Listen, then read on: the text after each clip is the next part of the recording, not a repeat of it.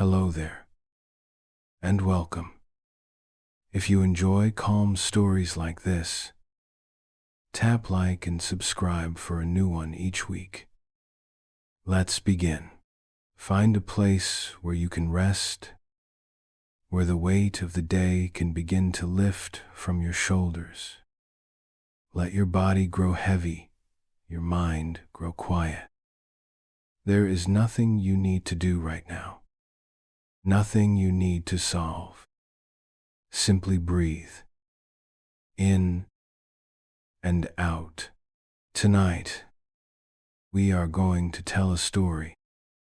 It is a long story, a winding river of a story, with quiet eddies and powerful currents. It is a story about two voices that defined a generation. Two artists who reached the very summit of their craft, and the subtle, complex tension that connected them for more than a decade. This is the story of Aubrey Graham, known to the world as Drake, and Kendrick Lamar. But we will not tell it with the noise and fury of the internet, or the shouting of daytime radio. No. We will tell it softly, like a secret being shared in a quiet room, under the glow of a single studio lamp. We will trace the lines of their careers, listen to the echoes in their verses, and watch as a friendly rivalry blossomed into something far more intricate. So close your eyes. Let the sounds around you fade into a gentle hum. The story is ready to begin. And as it unfolds, perhaps you will find your own quiet place and drift into a peaceful, restful sleep. Chapter 1. Two Paths to Stardom. Our story begins not in a crowded arena, but in two very different cities, under two very different skies.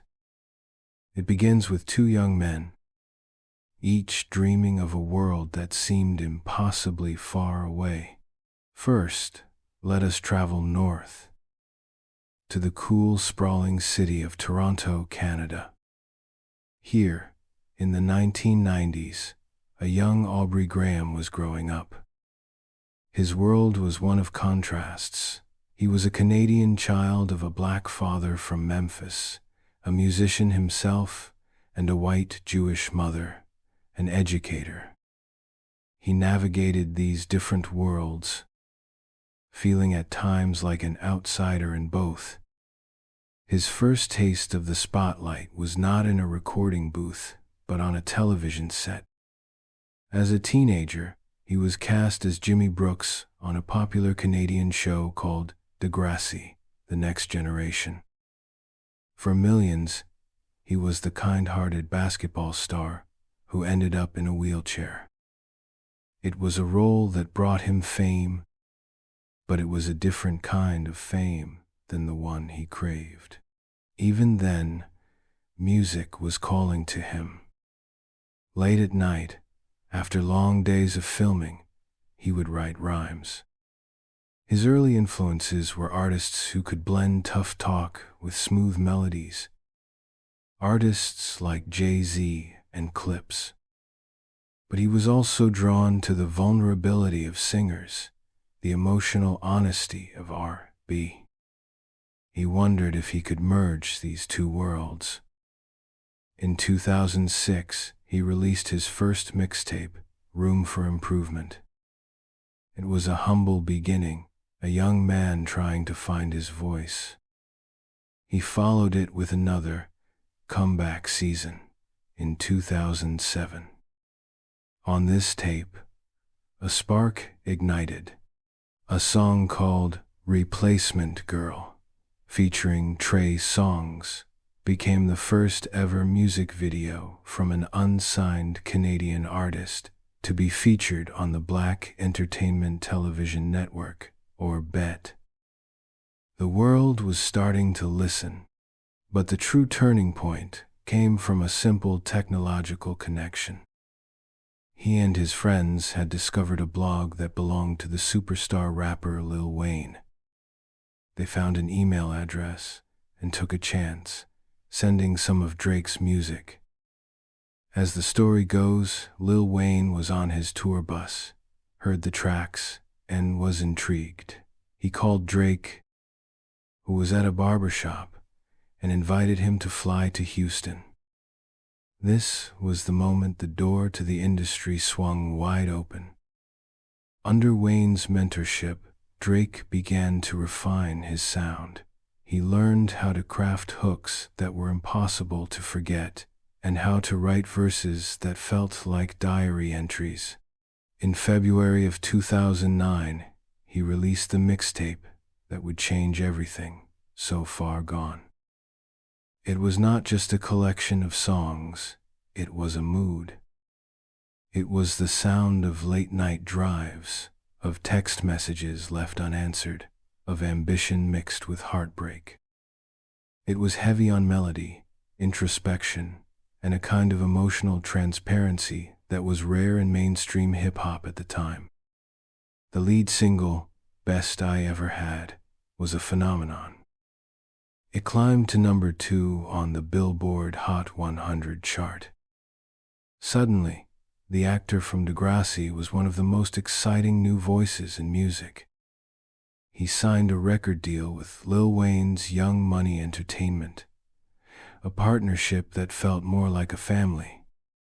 His debut album, Thank Me Later, released in 2010, was a commercial smash, debuting at number 1. Drake had arrived, not with a roar, but with a confident, melodic sigh. He had created a new lane, one where it was okay for a rapper to be vulnerable, to sing about his feelings, to be the hero and the victim in his own stories. His path was paved with television studios, high-stakes record deals, and the glow of international stardom. Now, let us leave the cool air of Toronto and travel down to the sun-baked, concrete streets of Compton, California. Here, in a city famous for producing some of hip-hop's most fearsome and revolutionary voices, another young man was finding his own. His name was Kendrick Lamar Duckworth. Kendrick's world was not one of television sets and comfortable suburbs. He grew up in the heart of 1990s Compton, a city grappling with poverty, gang violence, and the aftermath of the crack epidemic. His family had moved from Chicago to escape its own troubles, only to find new ones in California. He was a quiet, observant child. He saw everything. He saw the struggles of his parents, the allure of the streets, and the glimmers of hope that broke through the cracks. One of his earliest, most formative memories was seeing two of his idols, Dr. Dre and Tupac Shakur, filming the music video for California Love just down the street from his house. He was only 8 years old, sitting on his father's shoulders, but the image was burned into his mind. It was a vision of black excellence, of artistry and power, right in his own neighborhood. He started writing rhymes as a teenager, filling notebooks with his observations. He wasn't just trying to be clever, he was trying to make sense of the world around him. He adopted the moniker K. and, at just 16 years old, released his first full-length project, a mixtape called Youngest Head in Charge. The project was raw, full of youthful energy, but it showcased a technical skill and a storytelling ability that was far beyond his years. It caught the attention of a local independent record label, Top Dog Entertainment, or TDE. The founder, Anthony Top Dog Tiffith, saw the immense potential in the young rapper and signed him. TDE was not a major label powerhouse like Young Money. It was a small, tight-knit operation built from the ground up. Kendrick became part of a crew of fiercely talented artists, including J-Rock, Ab-Soul, and Soulboy Q, who would later form the group Black Hippie. They sharpened their skills together, battling, collaborating, and pushing each other to be better. Over the next few years, Kendrick, still as K. Dot, released more mixtapes, Training Day and C4, slowly building a dedicated following. He was a rapper's rapper, celebrated for his complex rhyme schemes, his shifting vocal deliveries, and the depth of his lyrics. The shift from K. Dot to Kendrick Lamar was a conscious one. He decided to drop the moniker and use his real name, a signal that he was ready to share his most personal and unfiltered stories. In 2010, he released the overly dedicated mixtape. This project felt different. The production was more polished, the concepts more focused. It was on this project that the wider world, including the legendary Dr. Dre, truly began to take notice. Dre, the very man Kendrick had seen as a child filming that iconic music video, became his mentor. In 2011, Kendrick released Section 80, his first independent album. It was a landmark project, a concept album that explored the lives and struggles of his generation, the children born in the Reagan era. Songs like ADHD and High Power were not just songs, they were anthems for a generation feeling lost and disconnected. Section 80 was a critical darling. It didn't have a massive radio hit, but it established Kendrick as one of the most important new storytellers in the genre. His path was not one of immediate commercial explosion, but of a slow, steady, and deeply respected climb, built on lyrical substance and authentic storytelling from the ground up. So we have our two protagonists. Drake, the melodic superstar from Toronto, who rewrote the rules of what a rapper could be. And Kendrick, the lyrical prodigy from Compton who carried the torch of West Coast storytelling into a new era. Their paths were different, but they were heading toward the same peak. And then, their paths crossed. It happened on Drake's second album, the critically acclaimed Take Care, released in 2011. Drake, now a certified superstar, had the power to anoint the next big thing, and he chose Kendrick. He gave Kendrick an entire track on his album, all to himself. The song was called Buried Alive Interlude. In his verse, Kendrick rapped from the perspective of someone grappling with newfound fame, the very fame Drake was experiencing on a massive scale. He rapped, "Looking in the mirror, I'm embarrassed. I'm feeling like a suicidal terrorist, react like a pimp, Mac, I don't trust people." It was a dark, complex, and brilliant performance. For Drake to give such a prime spot to a rising artist was a significant cosign. It was a gesture of respect. He was telling his millions of fans, pay attention to this man. They also collaborated on one of Kendrick's songs, Poetic Justice, from his major label debut. They even toured together. In those early days, there was no sign of beef. There was camaraderie, a mutual admiration between two artists who understood, perhaps better than anyone, the pressures and privileges of their positions. They were the new kings, each ruling over a different, but equally powerful, kingdom of sound. But in the world of hip-hop, the kingdom is never big enough for two kings to rule peacefully forever. Competition is woven into the very fabric of the art form. And as they both grew in stature, as their fan bases became more devoted and their award shelves more crowded, a subtle shift began to occur. The quiet respect began to curdle into a quiet rivalry. The stage was being set, the microphones were being checked, and a single verse was about to be recorded that would turn the quiet tension into a global conversation. The era of good feelings was coming to a gentle close, and something new, something much more complicated, was about to begin. Let us breathe here, in this moment of calm before the storm. The two paths had converged. Now we will watch where they lead. Chapter 2. The control shot heard around the world. Let us settle back into our story. Picture the summer of 2013. The air is warm, the days are long. In the world of music, things feel stable, almost comfortable. Drake is firmly established as a commercial titan. His album Nothing Was the Same is on the horizon, anticipated by millions. Kendrick Lamar, following the monumental success of his album Good Kid, Mad City, has been crowned the new lyrical savior of the West Coast.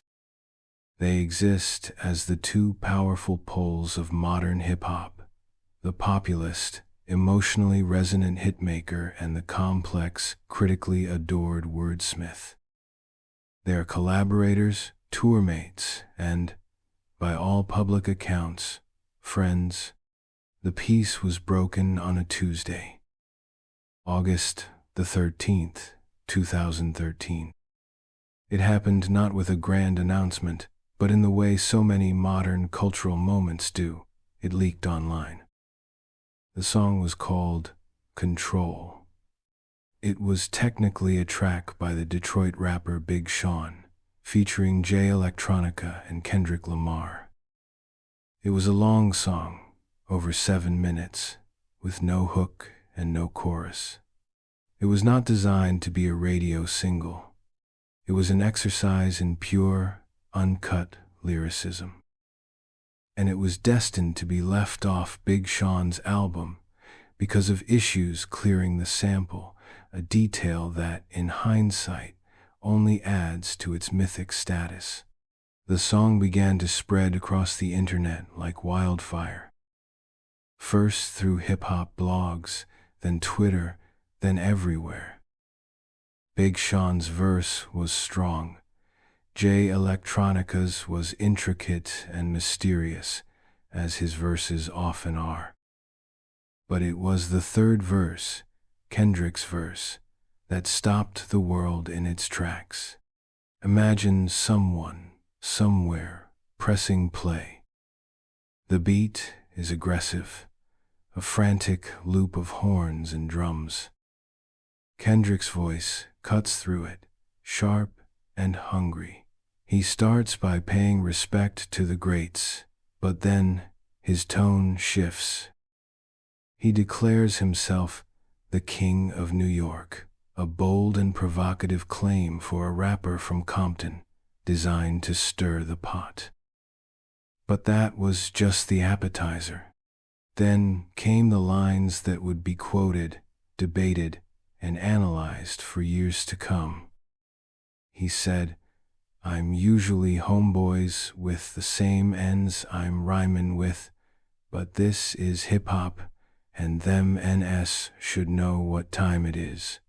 And that goes for Jermaine Cole, Big K, R.I.T., Whale, Pusha T, Meek Mill, A.P. Rocky, Drake, Big Sean, Jay Electron, Tyler, Mac Miller.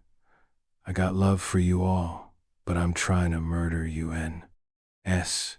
Let us pause and feel the weight of those words.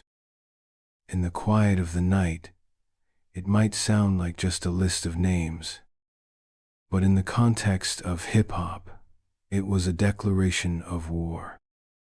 He wasn't just saying he was better, He was naming his direct competitors, many of whom were his friends and collaborators, and stating his intention to lyrically annihilate them. He was taking the unspoken, friendly competition of the new generation and dragging it out into the bright, harsh light. And he named Drake. He named the man who gave him one of his biggest early looks on Buried Alive. He named his tour mate. By including Drake in that list, Kendrick was signaling that the era of mentorship was over. They were no longer mentor and student. They were peers, and in his eyes, they were rivals for the throne. He didn't just want to share the top spot. He wanted to own it. The verse was a Molotov cocktail thrown into the peaceful garden party of modern rap. The reaction was instantaneous and overwhelming. Imagine the glow of 1,000,000 phone screens, all displaying the same lines of text. Twitter timelines, once filled with mundane daily thoughts, became a single, roaring conversation about control. Every rapper, every producer, every fan had an opinion. Was it disrespectful? Was it brilliant? Was it just what hip-hop needed?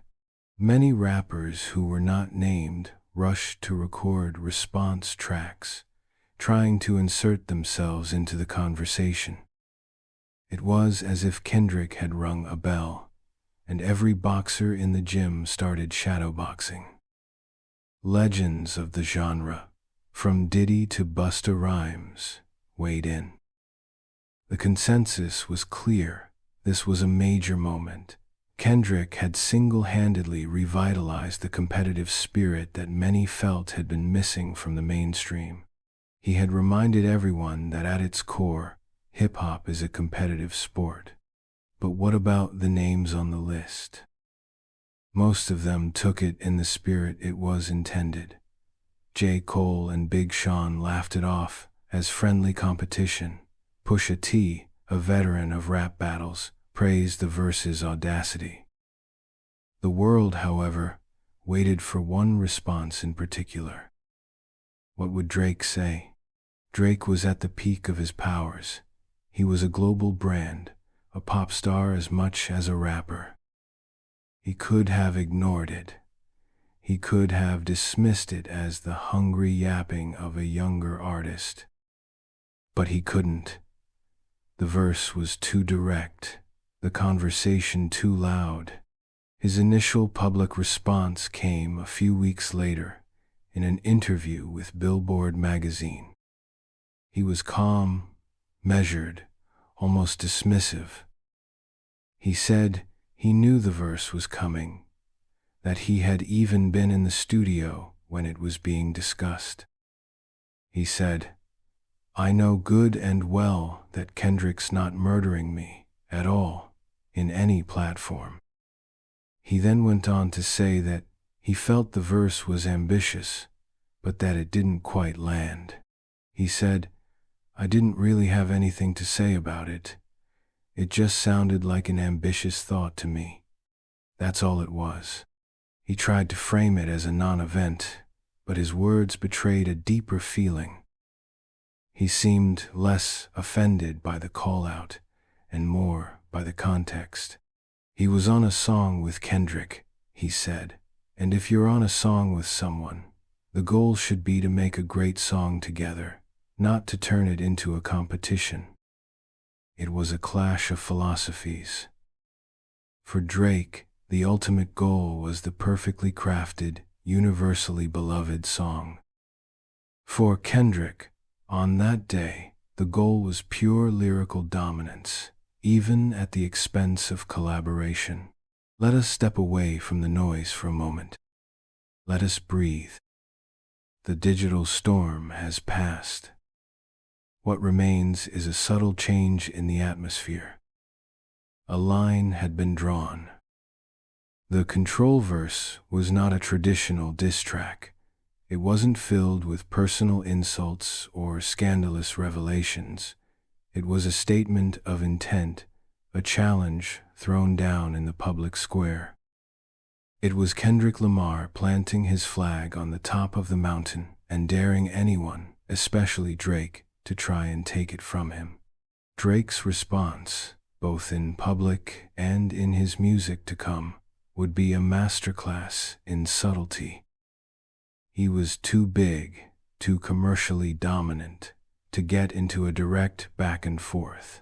It would have looked defensive. Instead, he began to plant his own flags in his own way.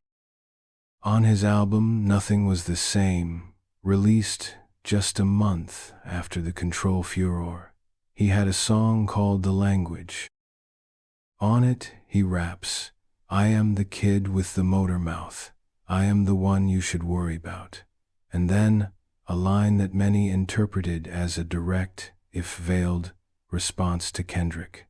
F-N-E-N. That's talking that ass. Just to get a reaction. He wasn't naming names. He didn't have to. The context was everything.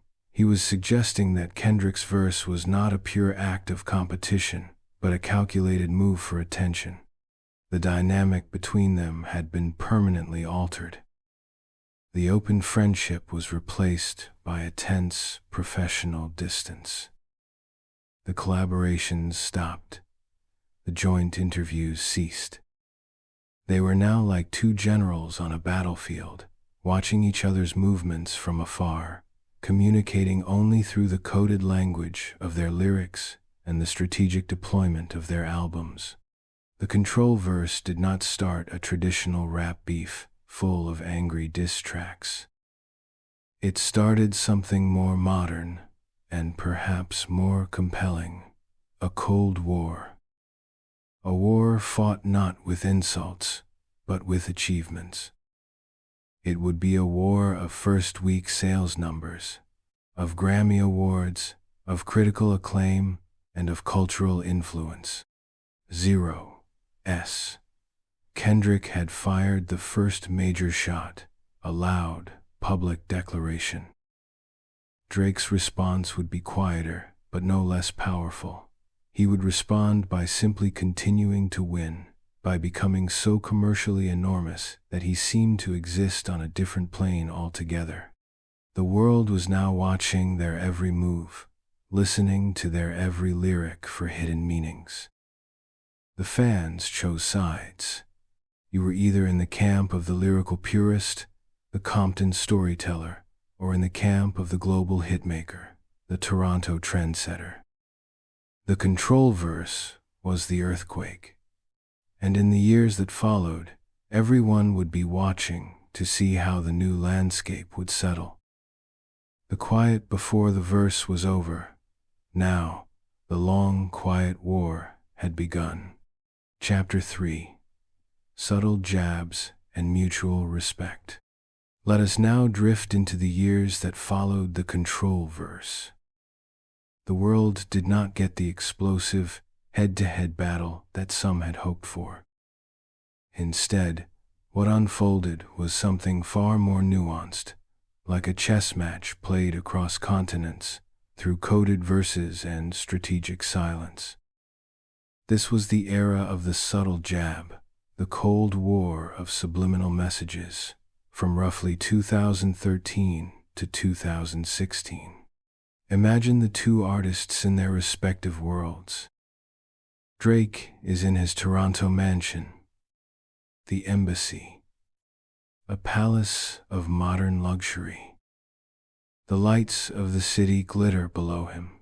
He is surrounded by his OVO crew, his trusted circle. He is looking at charts, streaming numbers, global tour schedules.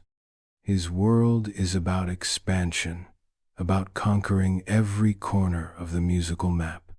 Meanwhile, Kendrick is in a studio in Carson, California, with his TDE family, 0S. The room is probably simpler, more functional. The air is thick with creative energy. They are not looking at charts in the same way. They are looking at the blank page, at the possibility of language. His world is about depth, about crafting a statement so powerful and so dense that it demands to be studied. Their public interactions became a performance of polite indifference. Picture an awards show. The cameras pan across the audience. Drake and Kendrick are in the same room, perhaps only a few rows apart. There is no visible animosity. There might be a brief nod, a tight-lipped smile, but the warmth of their early collaborations is gone. It has been replaced by the careful posture of two rival monarchs who must share the same court. Everyone is watching, trying to read the space between them. The real communication was happening in the music. It was a conversation that only dedicated fans, the ones who listened with headphones on in the dark, could truly decipher. Drake, as the one who was called out, took the approach of the unbothered king. His disses were rarely direct. They were aimed at a type of rapper, a type of mindset that he felt Kendrick represented. In late 2013, he appeared on a remix of the song Shit by the rapper Future. His verse was aggressive, full of bravado. He rapped about his dominance, his wealth, his crew. And then he dropped a few lines that felt like carefully aimed darts. He spoke of rappers who were finally popping off and how he was looking at them from a bird's eye view. He talked about rappers who needed a gimmick, who were just making a living. To the casual listener, it was just tough talk, but to those following the narrative, it seemed to be a direct continuation of his Billboard interview comments. He was painting Kendrick's Control verse not as an act of pure artistry, but as a gimmick from a newly popular rapper trying to make a name for himself. He continued this theme on his own tracks. On the song Used To from 2015, he rapped, "They want to be the ones to come and take my spot, but you would have to be the one to come and kill me."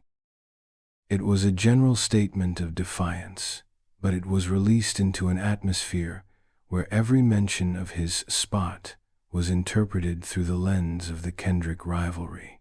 Kendrick, on the other hand, was playing a different game. 2-0-S. He had already made his loud, direct statement on Control. Now, he retreated into metaphor and illusion.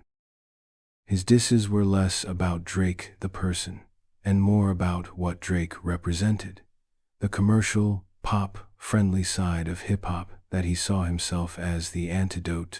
In October of 2013, just a few months after Control, Kendrick appeared in the annual Bet Hip Hop Awards cypher. It was a highly anticipated appearance. What would he say next? He didn't name Drake. He didn't have to. He delivered a blistering verse, and in it, he said, "Yeah, and nothing's been the same since they dropped Control and tucked a sensitive rapper back in his pajama clothes." The reference was unmistakable. Drake's upcoming album was titled Nothing Was the Same, and the sensitive rapper tag had long been a criticism leveled at Drake for his emotional, R&B-infused style. Kendrick was twisting Drake's own branding and criticisms back at him. It was clever, cutting, and perfectly tailored for the moment. This pattern continued on his masterpiece album, To Pimp a Butterfly, released in March of 2015. This album was a dense, complex work of art, drawing on jazz, funk, and spoken word. It was not an album designed for easy radio play. It was a political and personal statement. And while it wasn't a diss album, the ghost of the rivalry haunted its edges. On the song King Kunta, a defiant, funky anthem, Kendrick takes aim at unnamed rappers who he feels have stolen his sound or his shine. He raps about the yams, a metaphor for a powerful, authentic essence. He also famously raps, "I was gonna kill a couple rappers, but they did it to themselves. Everybody's suicidal, they don't even need my help." He was positioning himself as so far above the competition that he didn't even need to engage with them directly anymore. They were self-destructing in his wake. He also seemed to address the accusation that he was using Drake for attention. On the track Wesley's Theory, he raps, "When I get signed, homie, I'ma act a fool. I'ma buy a brand new caddy on fours. I'ma buy a whole new wardrobe." He was playing the role of a young artist being seduced by the industry, a subtle nod, perhaps, to the idea that he understood the game of fame and how to play it. And then there was the issue of ghostwriting, a sensitive topic in hip-hop. In the summer of 2015, the Philadelphia rapper Meek Mill famously accused Drake of not writing all of his own raps, specifically citing a verse from their collaboration, RICO. This accusation struck at the heart of a rapper's credibility. Drake responded with 2 diss tracks, Charged Up and the devastating Back to Back, which effectively won him the battle against Meek Mill in the court of public opinion.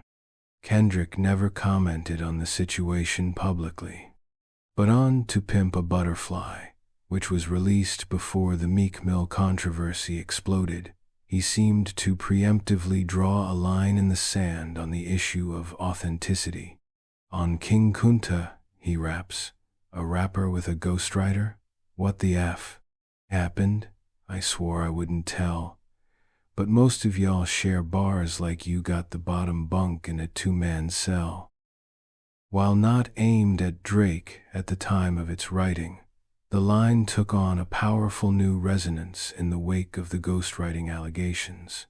It positioned Kendrick as the authentic purist, the true author of his own story, in stark contrast to the questions now swirling around his rival. Let us step away from the lyrics for a moment and just breathe. Feel the quiet tension of this period. It was a battle of narratives. Drake's narrative was one of effortless dominance. He was the global pop star who was too busy making hits to be bothered with petty rap beefs. His responses were cool, calculated, and often delivered from a position of overwhelming commercial strength. He was the final boss of the game. Kendrick's narrative was one of artistic and moral superiority. He was the tortured genius, the voice of the streets, the keeper of the lyrical flame. He was not just making songs, he was making art. He positioned himself as the conscience of the genre, the one who would hold others accountable, even if only through allusion and metaphor. This period was not about hatred, it was about something more fundamental, a disagreement over the soul of hip-hop in the 21st century. Was the ultimate goal to create timeless, critically revered art, even if it alienated a mainstream audience? Or was it to push the genre forward by blending it with pop, R&B, and global sounds, creating a universal language that could top charts in every country on earth? Kendrick and Drake were the living embodiments of these 2 opposing philosophies. Their paths would diverge even further. Drake would lean into his pop sensibilities, releasing the dancehall-inflected One Dance and Controlla. He would curate his image as a global ambassador for a new, borderless sound. 0S. Kendrick, after the dense jazz of To Pimp a Butterfly, would release Untitled Unmastered, a collection of raw, unfinished demos that felt like a glimpse into his creative process. It was a move that was anti-commercial, a gift to his most dedicated fans. The subtle jabs continued, but a kind of pattern had been established. They would not engage directly. They would let their work, their sales, and their awards do the talking. But the respect, however begrudging, was still there. You could hear it in the way they never went for truly personal, below-the-belt insults. It was a rivalry about craft, about legacy, about the very definition of greatness. They were pushing each other, even in their silence. Every hit Drake made, every classic verse Kendrick dropped, was another move in their long, quiet game. And the world was still listening, waiting for the day when the quiet war would once again turn loud. Chapter 4. The Damn versus More Life Era. Let the quiet of the room deepen around you. We are entering the middle of our story, the years 2016 and 2017. The Cold War of subtle jabs is about to enter a new phase. This phase is less about coded language and more about a direct, public competition for the very top of the commercial and critical mountains. This is the era of two monumental projects, Drake's More Life and Kendrick Lamar's Damn. First, let us turn our attention back to Drake. By late 2016, he was arguably the biggest musical artist on the planet. His album Views had been a colossal success, dominating the charts for months. The single One Dance had become his first #1 hit as a lead artist on the Billboard Hot 100. He was commercially untouchable, but he was also facing criticism that he had strayed too far from his hip-hop roots, that he was now a pop star who happened to rap. He seemed to respond to this by announcing a new project, not as an album, but as a playlist. This was a clever bit of branding. It lowered the stakes, allowing him to experiment and be more rap-focused without the immense pressure of delivering a formal follow-up to Views. He called it More Life. Before the playlist was released, he dropped a few songs to build anticipation. One of them was a track called Sneakin', featuring the rapper 21 Savage. On this song, over a dark, menacing beat, Drake seemed to take one of his most direct shots yet. He rapped, "You ain't own it, you just rented it. Your boys are not poppin', you're just pretending it." Then, a line that felt impossible to ignore. "You ain't the man. You're a man, you know. That's a subtle difference." Many fans and critics immediately decoded this as a jab at Kendrick.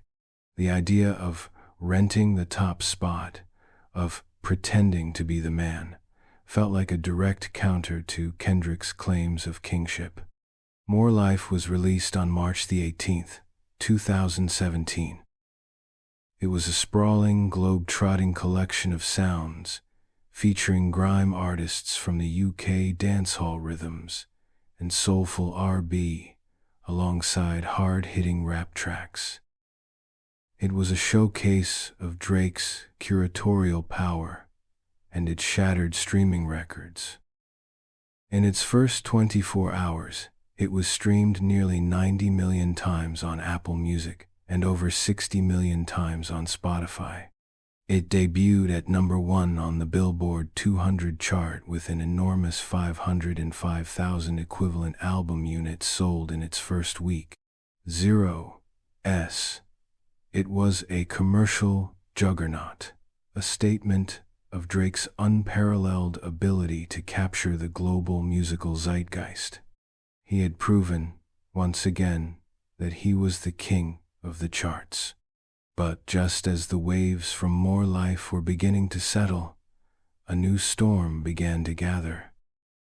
On March the 23rd, just 5 days after More Life dropped, Kendrick Lamar wiped his Instagram account clean.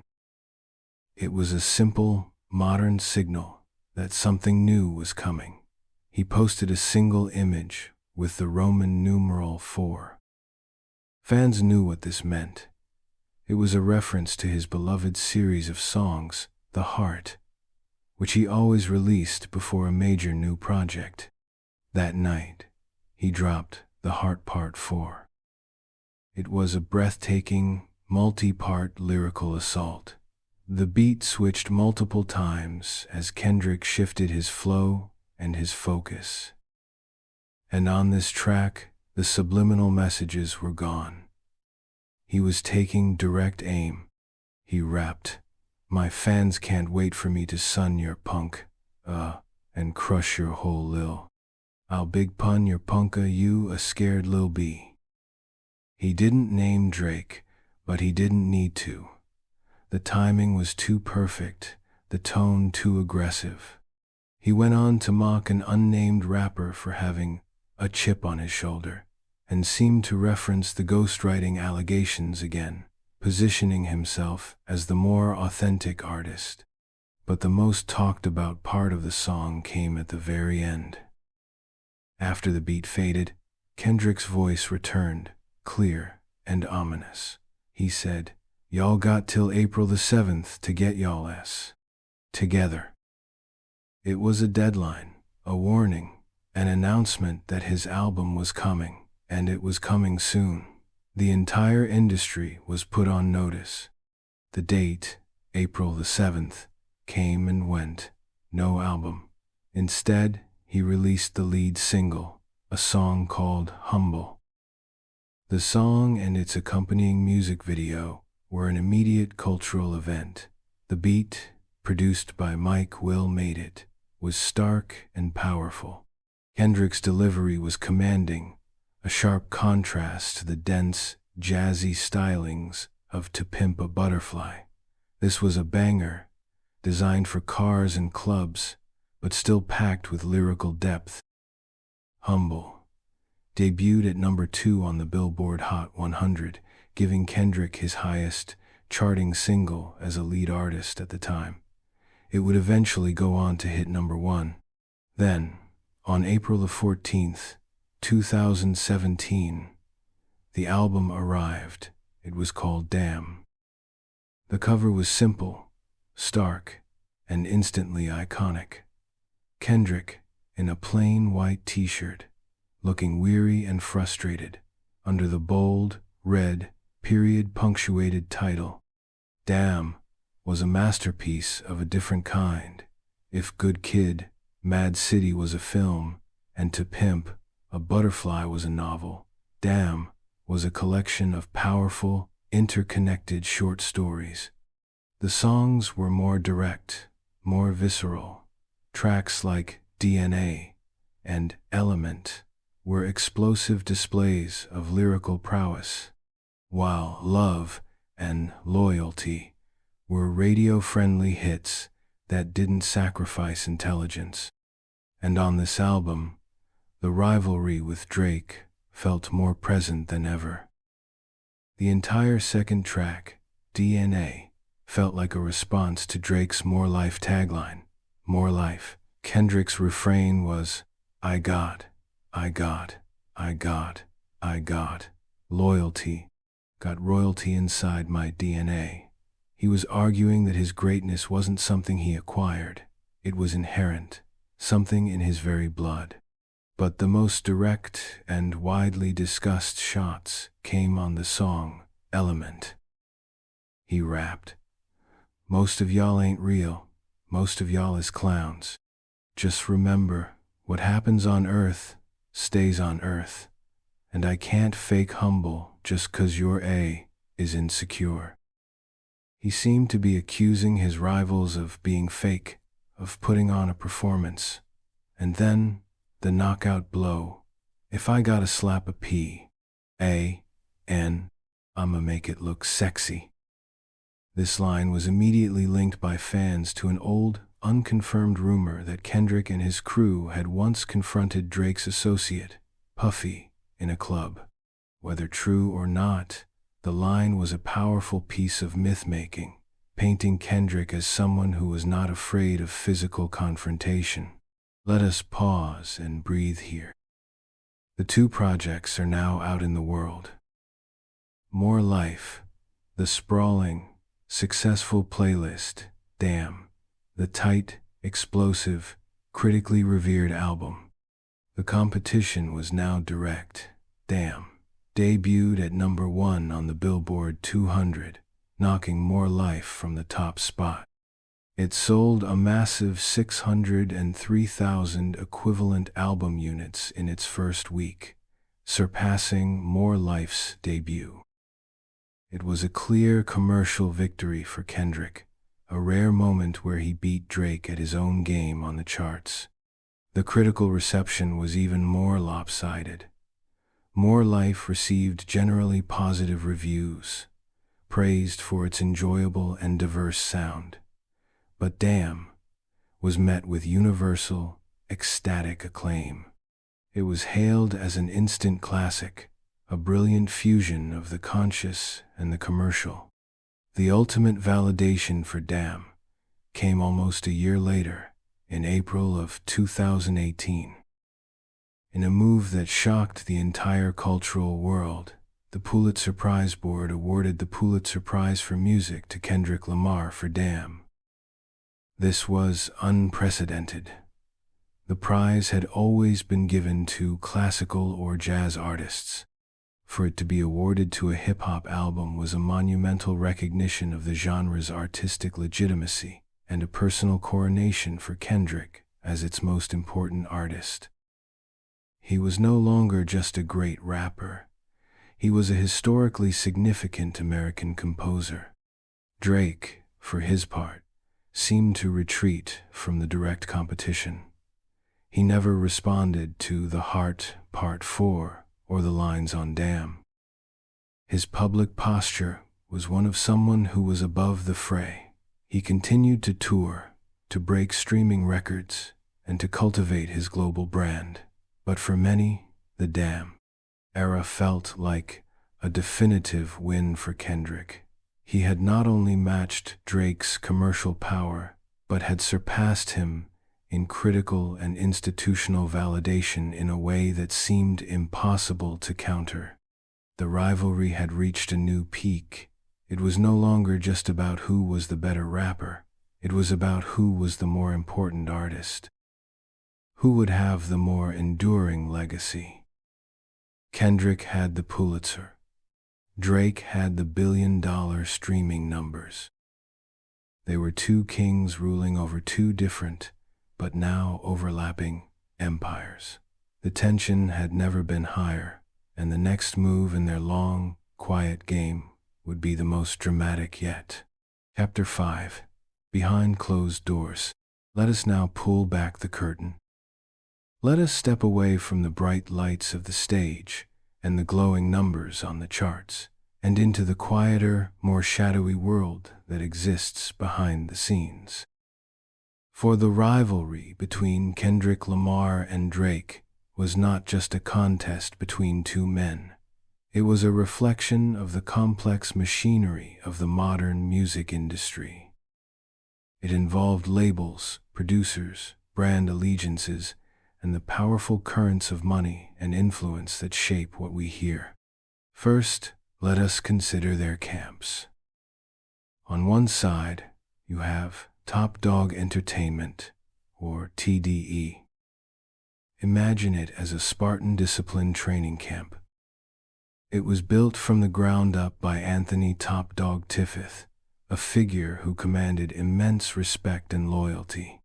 TDE operated like a family, a tight-knit unit forged in the competitive fires of their Carson studio. Their philosophy was artist first. They were known for their patience, allowing artists like Kendrick, SZA, and Soulboy Q years to develop their craft and their vision before releasing a project. Their brand was authenticity. They were the underdogs who had fought their way to the top through sheer talent and hard work. Their loyalty was fierce and internal. On the other side, you have October's very own, or OVO. Picture it as a global luxury conglomerate. Co-founded by Drake, his manager Oliver El Khatib, and his producer Noah 40, Shebib. OVO was much more than a record label. It was a lifestyle brand. It was a clothing line, a radio show on Apple Music, a festival in Toronto. Its aesthetic was cool, curated, and aspirational. Where TDE felt like a closed circle, OVO felt like an exclusive, worldwide club that everyone wanted to join. Drake was the undisputed sun around which the entire OVO solar system revolved. His success fueled the entire enterprise. Their brand was dominance, a kind of effortless, global cool. These two camps, TDE and OVO, began to represent the two poles of the rivalry. Their respective crews would often engage in a low-level war of words on social media. A cryptic tweet from a TDE engineer, an Instagram story from an OVO affiliate. Nothing overt, but a steady hum of competitive energy that mirrored the tension between their star players. Then, there were the producers, the architects of the sound. Drake's sound was famously crafted by his in-house team, led by the brilliant Noah 40, Shebib. 40's signature style moody, atmospheric, with muffled drums and melancholic synth padswas, as crucial to Drake's success as his own voice. Boy Oneda, another key OVO producer, was responsible for many of Drake's more aggressive, hard-hitting anthems. The OVO sound was consistent, polished, and instantly recognizable. Kendrick's sonic world was more eclectic. He worked closely with his TDE-affiliated producers like Soundwave and Tay Beast, who helped craft the ambitious, genre-bending soundscapes of his albums. But he also pulled from a wide range of outside talent, from jazz musicians like Thundercat and Terrace Martin, to superstar producers like Pharrell Williams and Mike Will Made It. His process seemed more collaborative and experimental, a quest for new sounds to match his lyrical ambitions. A quiet tension arose when producers worked with both camps. For example, the producer Cardo, known for his slick, modern sound, had worked with Drake. He was also a key contributor to Kendrick's album, Damn. This created a delicate balancing act. Producers were like skilled mercenaries, their talents sought by warring kingdoms. Their allegiances were often questioned, and they had to navigate the political landscape carefully. A beat intended for one artist might end up with the other, adding another layer of intrigue to the behind-the-scenes drama. Unconfirmed reports and rumors would circulate for years about beats and features that were allegedly meant for one camp, but were blocked or rerouted by the other, a testament to the silent power plays that defined this era. And then there was the world of corporate brand deals, specifically the sneaker wars. In the world of hip-hop, a major sneaker endorsement is a powerful symbol of cultural influence. For a time, Kendrick Lamar had a lucrative and critically acclaimed partnership with Reebok. His collaborations, particularly the red and blue sneakers that promoted unity between the Bloods and the Crips, were praised for their social conscience and authentic connection to his message. In 2017, however, Kendrick made a major move. He left Reebok and signed a new deal with Nike, the undisputed giant of the athletic apparel world. This was significant because Nike was also the brand most closely associated with Drake. Drake had a long-standing, deeply integrated partnership with Nike's Jordan brand. His OVO-branded Air Jordans were some of the most sought-after sneakers in the world, reselling for thousands of dollars. By joining Nike, Kendrick was stepping directly onto Drake's corporate turf. He was now competing not just on the charts, but for visibility within the same corporate ecosystem. His first Nike collaboration, the Cortez Kenny, was a tribute to a classic West Coast sneaker, a move that reinforced his regional identity. The competition had now extended to footwear, another battlefield where their influence could be measured and compared. For a brief, wild period, there were even rumors that Drake was considering a shocking move to Adidas, Nike's chief rival. The move never materialized, but the fact that it was even a topic of serious discussion showed how intertwined the artistic and corporate rivalries had become. Let us also consider the streaming wars. The mid-2000 teens were the wild west of music streaming. The major platforms, Spotify, Apple Music, and Tidal, were locked in a fierce battle for subscribers and market share. Their primary weapon in this war was the exclusive album release. Drake was Apple Music's champion. He signed a massive deal with the company, reportedly worth $19 million. His Views and More Live projects were initially released as Apple Music exclusives. His OVO Sound radio show was one of the platform's flagship programs. He was the face of Apple's push into the music space. Kendrick, on the other hand, played the field more broadly, but he and his label TDE had a strong relationship with Spotify. They were often featured prominently on Spotify's influential playlists, like Rap Caviar. And for To Pimp a Butterfly, the album was famously accidentally released on iTunes a week early, a move that some speculated was a strategic play in the complex game of digital distribution. This landscape meant that their album releases were not just artistic statements, they were major strategic moves in a multi-billion-dollar corporate chess match. The choice of a streaming partner could affect an album's chart position, its visibility, and the narrative surrounding its success. The rivalry was, in part, a proxy war between Silicon Valley giants, each using their chosen artist as a knight in a battle for cultural and commercial supremacy. Let us breathe here for a moment. Let the complexity of this web settle. It is a reminder that the music we hear is the final, beautiful product of a long and often messy process. It is a process shaped by friendships and loyalties, by business deals and corporate strategies, by quiet handshakes in boardrooms and tense moments in studios. The rivalry between Drake and Kendrick was so compelling because it operated on all of these levels simultaneously. It was a personal rivalry between two brilliant artists. It was a philosophical debate about the direction of hip-hop. And it was a business competition between two powerful brands, TDE and OVO, and their corporate partners. Understanding this behind-the-scenes context makes the music even richer. When you hear a line that seems to be a subtle jab, you can now imagine the layers of meaning behind it, the label politics, the producer allegiances, the sneaker deals.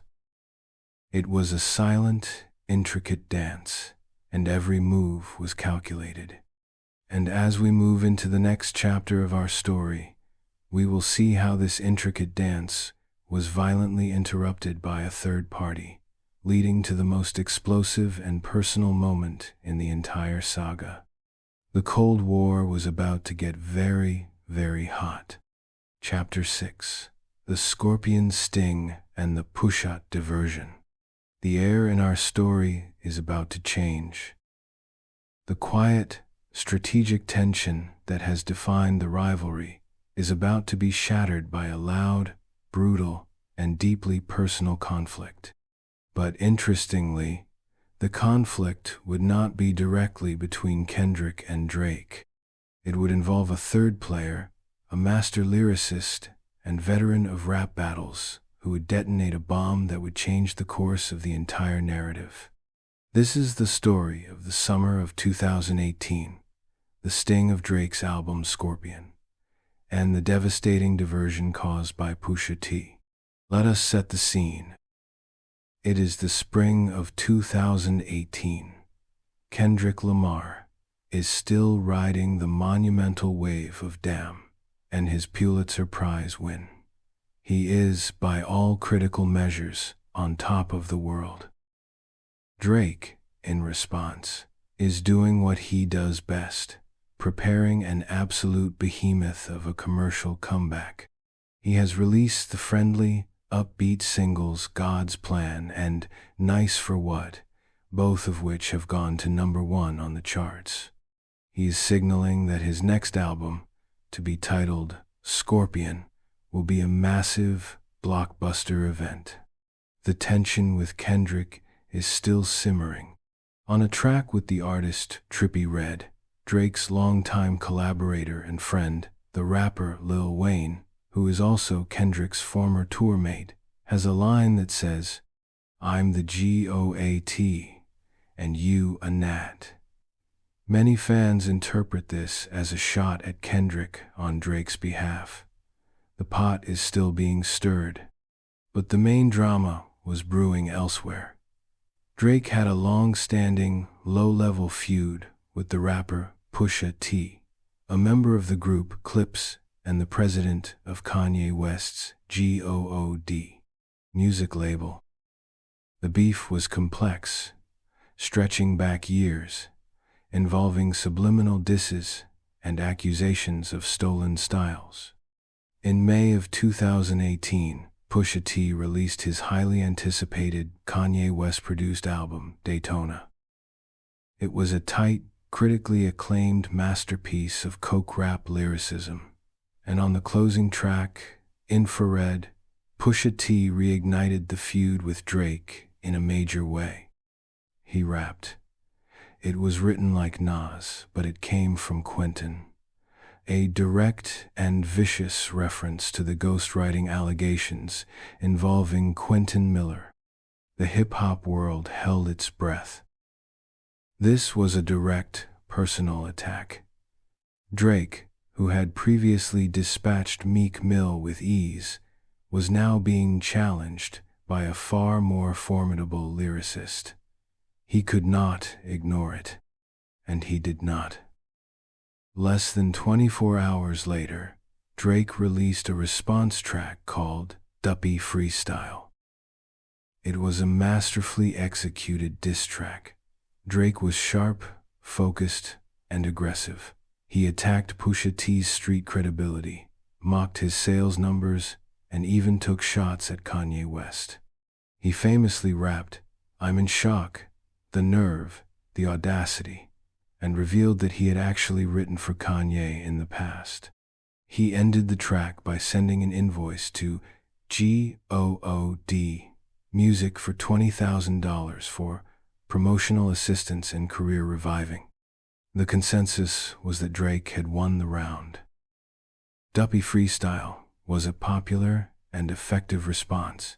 He had defended his honor swiftly and skillfully. It seemed like the beef might end there, with Drake having successfully parried the attack. But then, 5 days later, Pusha T responded, and he responded with a track that would become one of the most ruthless and effective diss tracks in the history of hip-hop. It was called The Story of Adidon. Let us just pause and feel the gravity of this moment. The Story of Adidon was not just a rap battle. It was a character assassination. Over the beat from Jay-Z's The Story of O.J., Pusha T unleashed a series of devastating revelations and insults. The cover art for the song was a real, previously unseen photo of Drake in blackface from an old photo shoot, a shocking and inflammatory image on its own. But the lyrical content was even more explosive. Pusha T attacked Drake's family, mocked his producer 40's multiple sclerosis, and then he dropped the bombshell that would echo around the world. He revealed that Drake had a secret child. He rapped, "You are hiding a child, Let that boy come home. Adonis is your son. He gave the child's name, the mother's name, and accused Drake of being a deadbeat father who was planning to reveal his son to the world through a collaboration with Adidas. The track was brutal. It crossed every line of traditional rap beef.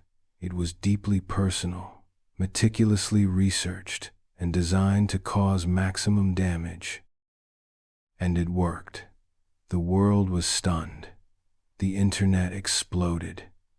The conversation was no longer about who was the better rapper. It was about the shocking revelation of Drake's secret son. Drake was silent.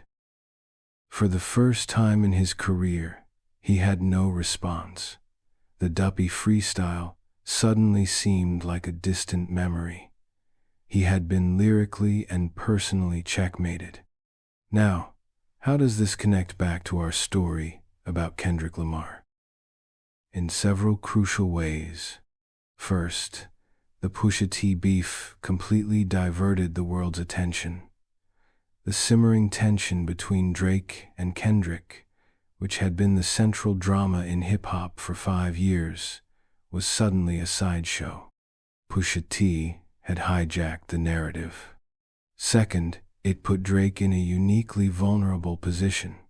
He had been publicly humiliated. His carefully crafted image of the untouchable, unflappable superstar was shattered. This vulnerability created an opening, a moment of perceived weakness that his rivals, including Kendrick, could have potentially exploited. And this leads to one of the great what-ifs of the rivalry. In the wake of the story of Adidon, rumors began to swirl that Kendrick Lamar had a vault of his own diss tracks aimed at Drake, ready to be deployed. Industry insiders and fans speculated that Kendrick had been waiting for the perfect moment to strike, and that Drake's battle with Pusha T had presented that moment on a silver platter. Imagine that scenario for a moment. Drake is on the ropes, reeling from the Pusha T attack.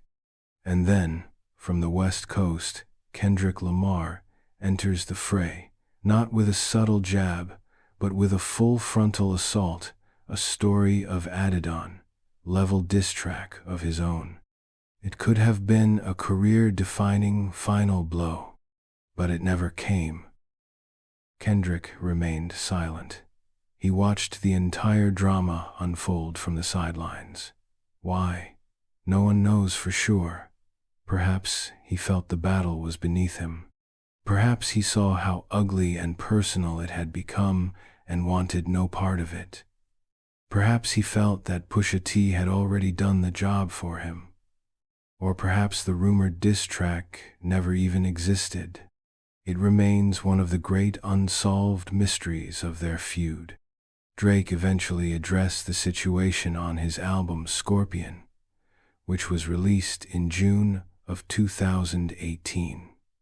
It was a double album, one side dedicated to rap, the other to R&B, and on the track Emotionless, over a Mariah Carey sample, he confirmed that he did, in fact, have a son. He rapped, "I wasn't hiding my kid from the world, I was hiding the world from my kid." On the final track, March 14, he spoke directly to his son, explaining the complicated situation with his mother. It was a moment of forced, public vulnerability, a stark contrast to the confident bravado that usually defined his music. The Pusha T beef effectively ended the control era of the rivalry. 0s. The game had changed. The stakes were now different. Personal lives, families, and health were now on the table. The sport of lyrical competition had been pushed to a much darker place. For Drake, it was a profound learning experience. He would later admit on an HBO show, The Shop, that the battle with Pusha T was a loss for him. He said he had been bullied. It was a rare admission of defeat from an artist defined by winning. For Kendrick, his silence was a strategic move in itself. By staying out of the mud, he maintained his position as the artist who was above it all. He let Drake and Pusha T engage in their brutal war, while he remained on his Pulitzer-decorated throne, untouched by the chaos. Let us breathe here. The storm of the Pusha T beef has passed. The landscape is altered. Drake has been wounded and forced to reveal a secret part of his life. Kendrick has held his fire, his potential power remaining a mystery. The rivalry, which had been a direct, if cold, war between two titans, was now complicated by this third-party intervention. It was a reminder that in the world of hip-hop, the narrative can change in an instant. A single song can shift the entire balance of power, and the silence of a rival can be just as powerful as a direct attack. The next chapter of their story would be one of rebuilding, reflection, and a return to the quiet, simmering tension that had always been at its core. Chapter 7: Mr. Morale and the Certified Lover. Let us drift now into the most recent years of our story. The dust from the explosive summer of 2018 has settled. The world has changed. A global pandemic has reshaped the way we live and experience music. In this new, uncertain landscape, our two protagonists, Drake and Kendrick Lamar, retreated from the spotlight for a time. They were no longer the young, hungry artists of the Control era. They were established veterans, fathers, and global icons, each grappling with their legacy and their next artistic move. This chapter, from roughly 2021 to 2023, is about two very different kinds of albums, and the subtle, final echoes of their long-standing rivalry. Drake was the first to return in a major way. After the personal revelations and perceived loss of the Scorpion era, he took his time. He released a compilation tape, Care Package, and a mixtape, Dark Lane demo tapes, but the world was waiting for his next official studio album. He teased it for months, building anticipation to a fever pitch. The album was to be called Certified Lover Boy. The title itself was a perfect distillation of the Drake brand, confident, romantic, and a little bit tongue-in-cheek. Certified Lover Boy, or CLB, was finally released on September the 3rd, 2021. It was, in many ways, a quintessential Drake album. It was a sprawling 21-song victory lap. The production was immaculate, full of the moody, late-night beats and high-profile features that fans had come to expect. The album was not a major artistic departure. It was a doubling down on the formula that had made him a superstar. It was an album about wealth, success, failed relationships, and the paranoia that comes with being at the very top. And, of course, there were lines that fans immediately interpreted as being aimed at his rivals, including Kendrick. The rivalry with Kanye West had flared up again in the weeks leading up to the album's release, but the ghost of Kendrick still lingered. On the opening track, Champagne Poetry, Drake reflects on his career and his status as an old soul. He seems to be positioning himself as an elder statesman, beyond the petty squabbles of his younger years. But on the track, 7 a.m. on Bridal Path, a lyrical exercise in the vein of his classic time and place songs, he was more direct. He took aim at unnamed competitors, mocking their calculated moves and their attempts to seem more artistically pure than him. He rapped, "Yo, Spromo is your main objective, and you gotta own the S you sayin', you can't amend it." He seemed to be criticizing rappers who use beef for promotion and who try to walk back their tough talk. While many of the lines were aimed at Kanye, the sentiment felt broad enough to encompass his long-running philosophical disagreement with Kendrick about authenticity and intent. CLB was a commercial monster. It debuted at #1 with 613,000 album equivalent units, the biggest debut of the year. It broke streaming records on both Apple Music and Spotify. Drake had proven, once again, that his commercial power was undiminished. He was still the king of the charts. The album, however, received a lukewarm critical reception. Many reviewers found it to be formulaic, a retread of familiar themes and sounds. It was seen as a safe, successful, but ultimately uninspired victory lap. While Drake was celebrating his commercial dominance, the world was wondering, where was Kendrick Lamar? It had been years since Damn. He had curated the Black Panther soundtrack, won his Pulitzer, and then silence. For almost 5 years, he released no solo music. The silence was so profound that it became a running joke, a meme. His absence only added to his mystique. What was he working on? What would he have to say after all this time? In August of 2021, just before CLB dropped, Kendrick finally broke his silence. He posted a message on a cryptic new website.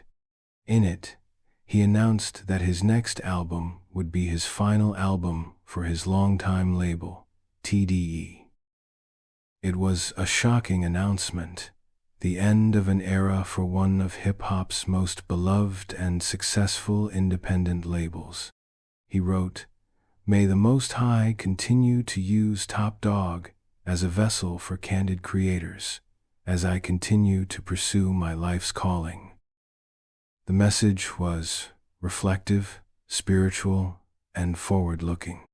Then, in May of 2022, he returned.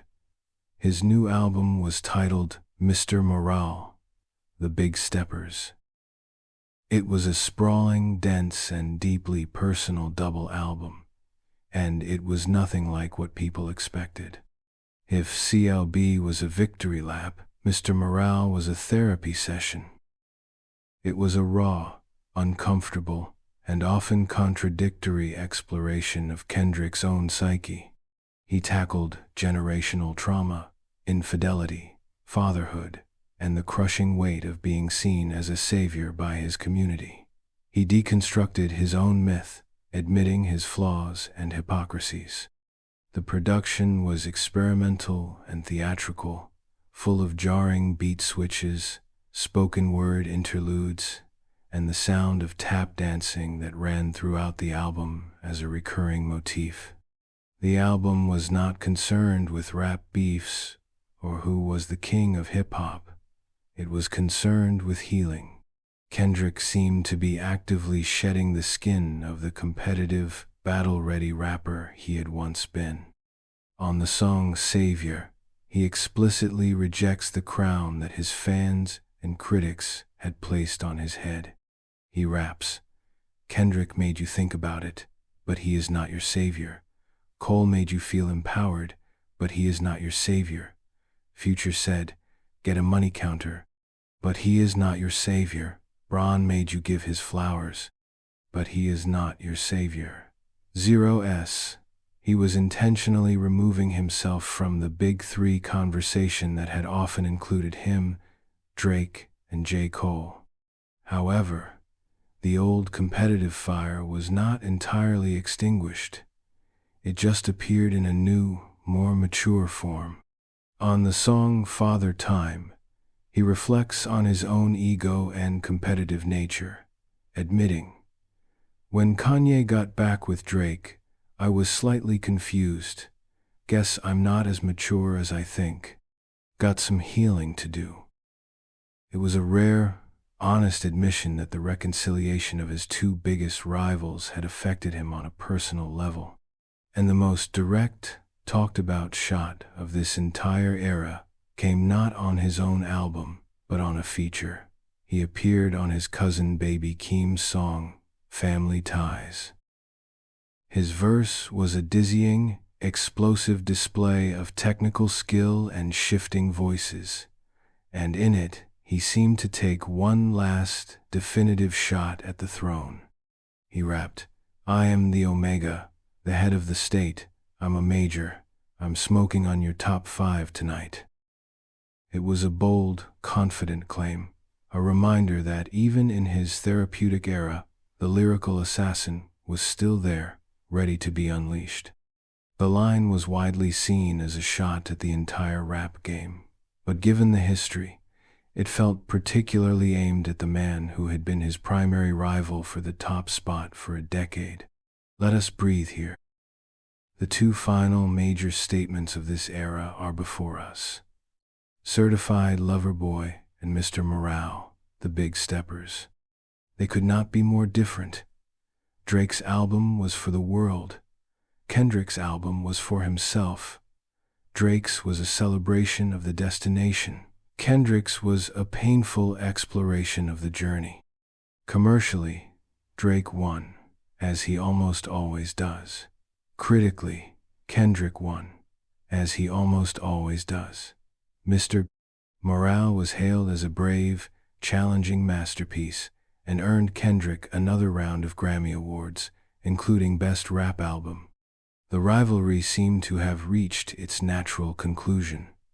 They had diverged so completely in their artistic and personal goals that they no longer seemed to be playing the same game.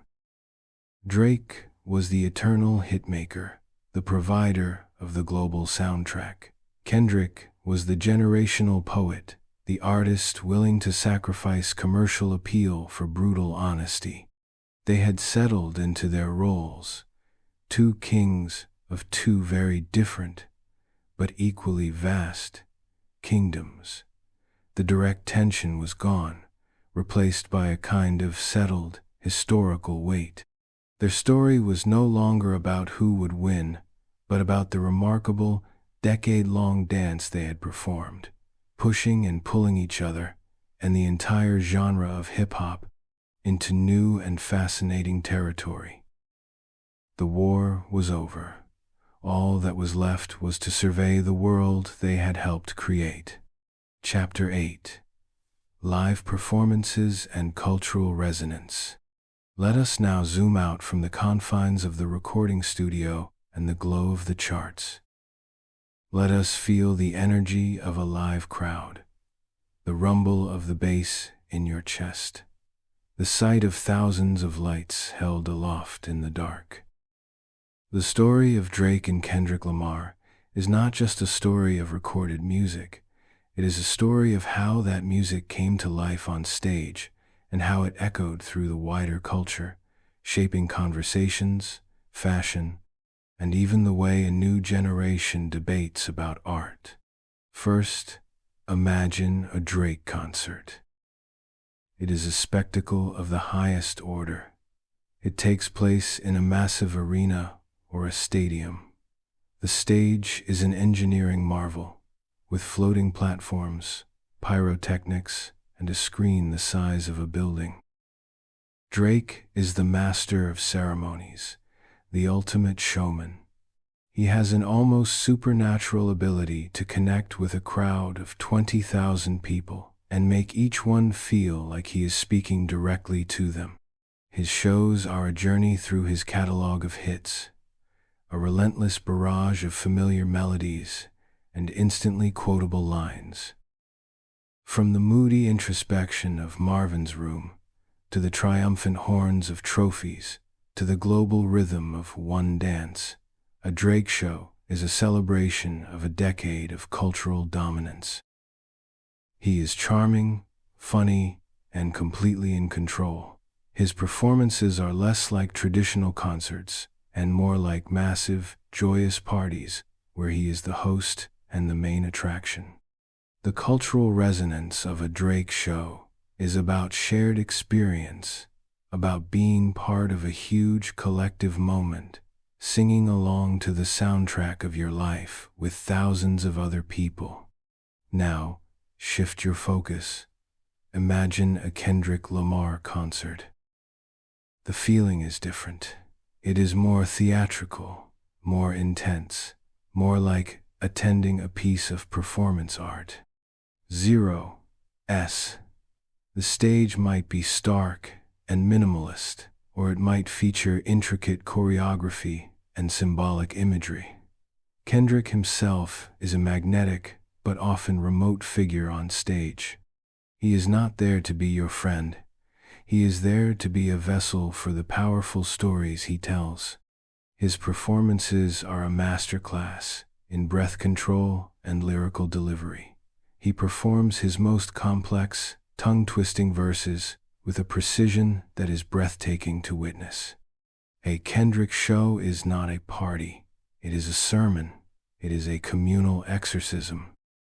When the crowd chants the chorus of "All Right," it feels less like a sing-along and more like a prayer, a mantra of hope in troubled times. When he performs a song like DNA, the energy is explosive, a raw, visceral release. The cultural resonance of a Kendrick show is about bearing witness, about being part of a powerful, thought-provoking, artistic statement. For years, fans dreamed of seeing these two forces share a stage again. Rumors would fly before major music festivals. Would Drake bring out Kendrick at his OVO Fest? Would Kendrick make a surprise appearance during Drake's headlining set at Coachella? These moments of speculation became a part of the rivalry's lore.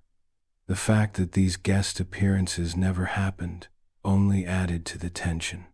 It made their separation feel more real, more definitive. The two biggest stars in the genre, who had once toured together, now occupied completely separate orbits on the live circuit. Their influence also radiated out into the world in different ways. Drake became a global meme, a cultural shorthand for a certain kind of sensitive, modern masculinity. The cover of his album Views, featuring him sitting atop the CN Tower in Toronto, was photoshopped into millions of humorous images. His dance moves in the Hotline Bling video became a worldwide phenomenon.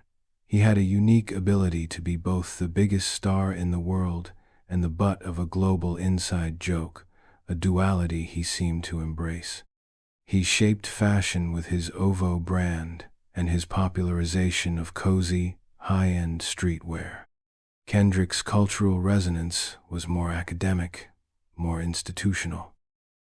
The aforementioned Pulitzer Prize for Damn was the ultimate example of this. It was a moment that forced the entire cultural establishment to reckon with hip-hop as a serious art form. His music was taught in universities, his lyrics analyzed in scholarly articles.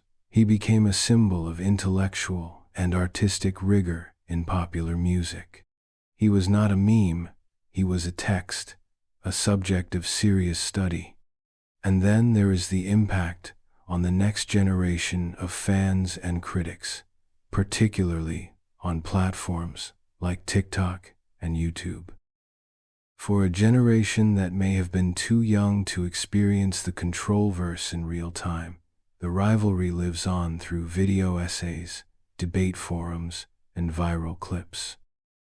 A TikTok sound might feature a snippet of Kendrick's Family Ties verse, sparking a new round of conversations about who is the GOAT, the greatest of all time.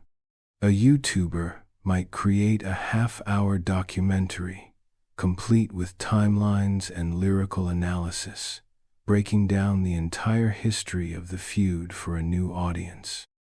This digital afterlife keeps the rivalry perpetually relevant. It is no longer just a story unfolding in the present. It is a piece of modern mythology, a foundational text for understanding the last decade of popular music. The debate is the point. The act of choosing a side, of defending your favorite artist's legacy has become a way for fans to define their own taste and their own relationship to the culture. Let us breathe here for a moment. Let us appreciate the sheer scale of their impact. From the stadium stage to the university classroom to the phone screen, the influence of Drake and Kendrick Lamar is woven into the fabric of modern culture.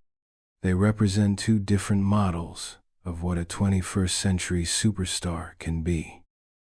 Drake is the omnipresent, adaptable platform, a master of branding and distribution who can absorb any new sound and make it his own. Kendrick is the focused, uncompromising auteur, an artist who bends the culture to his will not through omnipresence, but through the sheer, undeniable power of his periodic, masterpiece-level statements. Their live shows, their fashion choices, their institutional accolades, and their digital footprint are all extensions of the central themes of their rivalry: the commercial versus the critical, the populist versus the purist, the entertainer versus the artist. 0s. And as we move toward the end of our story, we are left with the final, ultimate question that this rivalry has always posed. Chapter 9. Who won, and does it matter? And so, we arrive at the quiet heart of the matter. After the years of subtle jabs and direct shots, after the chart battles and the award ceremonies, after the Pulitzer Prizes and the billion-fold streams, we are left with a single, simple question. Who won? Let us, for a moment, try to answer it. Let us be the judges in this long and complex competition. First, let us make the case for Drake. The argument for Drake is an argument for undeniable, world-altering success. The numbers are simply staggering, almost beyond comprehension. More #1 hits on the Hot 100 than any other rapper in history. More top 10 hits than any artist ever, surpassing the Beatles. More songs simultaneously on the Hot 100 than any artist. His albums have generated hundreds of billions of streams. He has dominated the charts for more than a decade, a run of commercial consistency that is virtually unprecedented in popular music. If hip-hop is a sport, and the scoreboard is the Billboard charts, then Drake has won, and it is not even close. He did not just participate in the culture, he became the culture. He dictated the sound of mainstream radio. His slang entered the global lexicon. His fusion of rapping and singing, once a novelty, became the dominant style for a new generation of artists. He created a blueprint for the modern pop superstar. Part rapper, part singer, part brand ambassador, part social media curator. His victory is one of omnipresence. He is the artist you hear in the grocery store, at the wedding, in the club, and on the radio in a foreign country. He achieved a level of universal recognition that few artists in any genre ever reach. He wanted to be the biggest, and by every commercial metric, he became the biggest. From this perspective, the win is not a matter of opinion. It is a matter of objective, historical fact. He built an empire of sound, and we are all living in it. Now, let us pause. Take a deep breath. And let us make the case for Kendrick Lamar. The argument for Kendrick is an argument for impact, for influence, and for art of the highest, most enduring quality. If the scoreboard is not the charts, but the history books, then Kendrick's case is formidable. He has released a string of albums: Section 80, Good Kid, Mad City, To Pimp a Butterfly, and Damn, that are almost universally regarded as modern classics. This is a run of sustained critical excellence that rivals any in the history of the genre. He did not just make popular songs, he made defining statements. Good Kid, Mad City is considered one of the greatest concept albums ever made. To Pimp a Butterfly was the soundtrack to a new era of social and political consciousness. An album so important that its chants were heard at protests across the country.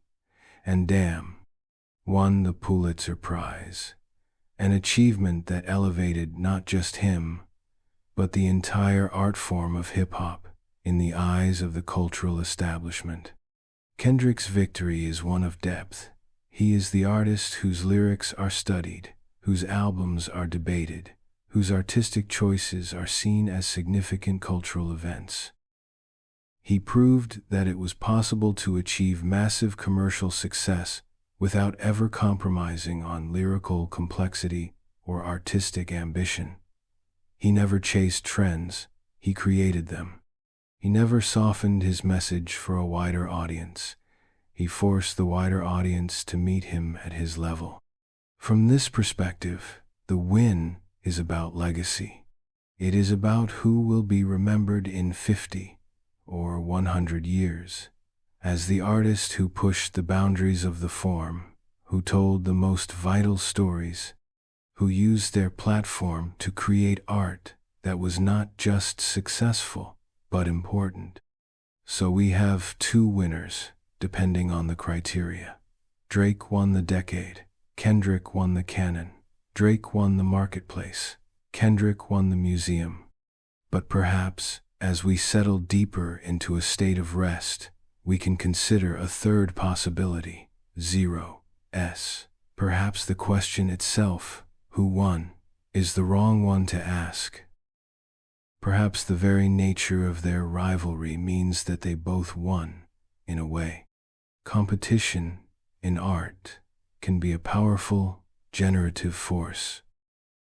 The tension between them, the constant awareness of the other's presence, pushed both men to be better, to reach higher. Would Drake have been as relentlessly focused on commercial dominance if he didn't have Kendrick's critical acclaim nipping at his heels? Would Kendrick have made albums as ambitious and defiant as To Pimp a Butterfly and Damn if he wasn't positioning himself as the antidote to Drake's pop-friendly sound? They defined each other in opposition. They created a central, compelling drama that captivated the music world for a decade. They gave fans a reason to care deeply, to debate, to listen more closely. In a world of fleeting singles and disposable content, they created a long-form narrative that felt like it mattered. And in the end, the real winner might have been the genre of hip-hop itself. Their rivalry, especially in the wake of the Control verse, revitalized a mainstream focus on lyricism and competitive spirit. It proved that two black artists, with two vastly different approaches, could be the two biggest and most important musicians in the world, period. They expanded the boundaries of what hip-hop could be, both commercially and artistically. So, let us let the question of who won dissolve. It is a question for loud, daytime arguments, not for the quiet of the night. Here, in this peaceful space, we can simply appreciate the story for what it was, a fascinating, complex, and incredibly productive rivalry between two generational talents. A story that gave us some of the most memorable music of our time, and that, in itself, is a victory for everyone who was listening. And so, our long story comes to a gentle close. The echoes of the beats have faded. The sharp edges of the rhymes have softened into memory. We have traveled from the snowy streets of Toronto to the sun-drenched avenues of Compton. We have sat in on quiet studio sessions and stood in the roar of sold-out stadiums. We have followed two paths as they converged, clashed, and ultimately carved out their own separate, legendary trails. The story of Drake and Kendrick Lamar is more than just a story of rivalry. It is a story about ambition, about the relentless pursuit of greatness. It is a story about art, about how competition can fuel creativity, pushing artists to their absolute limits. And it is a story about the music that becomes the soundtrack to our own lives, the melodies and words that we carry with us through good times and bad. As you lie here now, ready for sleep, let the narrative dissolve. Let go of the names, the dates, the controversies. Hold on only to the feeling of a story well told, of a journey completed. The world of music, with all its noise and drama, will be there for you in the morning. But for now, there is only the quiet. There is only the darkness, soft and welcoming, like a blanket. There is only your own steady breath, rising and falling in a peaceful, easy rhythm. Let the last thoughts of the day drift away like clouds across a moonlit sky. There is nothing left to figure out. There is only rest. Thank you for listening.